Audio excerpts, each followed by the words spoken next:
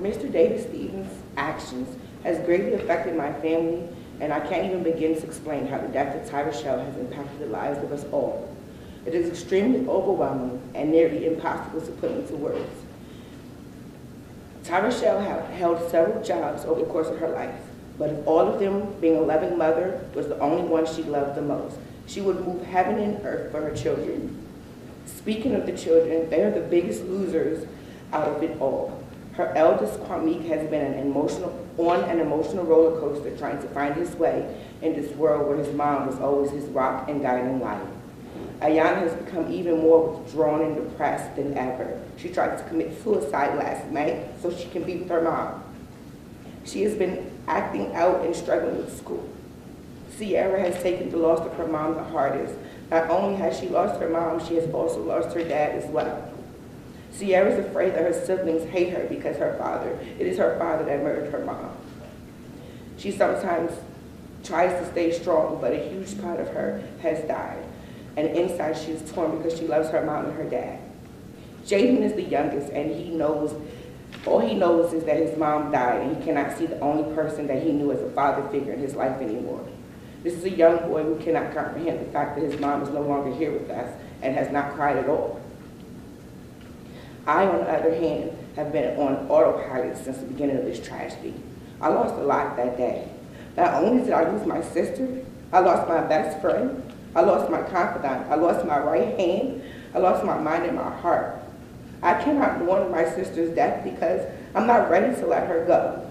And I feel that if I mourn for her, then I will be letting her go. Each day I wake up and it's not for me, it's for the children, Ty's and my own. I am literally all they have left. People ask me every day, how has the death of my sister affected me? All I can say is it turned my entire world upside down. It has made me push my own life to the side. I live in a constant state of fear and denial. Tyrochelle was my go-to person, and now I have no one to talk to. She was not just my sister, she was the only friend I had, and now I'm lost and confused. My own daughters have had it hard too. They cry and have nightmares about their Aunt Ty. They changed from what they were accustomed to accommodate all the changes in my home. They sometimes feel as if they lost their mom too, because of the nurturing and support that I must show my nieces and nephews on a daily basis. Financially, I was not where I needed to be when all of this madness arose. But being the person that I am, and having the type of bond I have with my sister, that my sister and I shared, I knew what I had to do for my daughters, nieces, and nephews.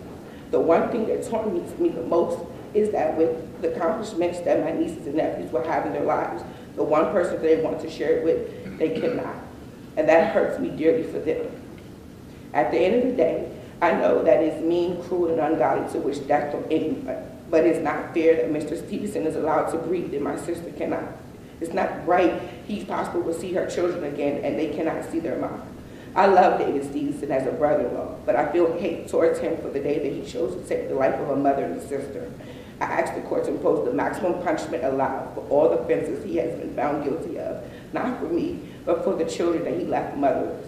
I would also not like to be contacted by Mr. Stevenson or his family in any way. He was not concerned with the children when he committed these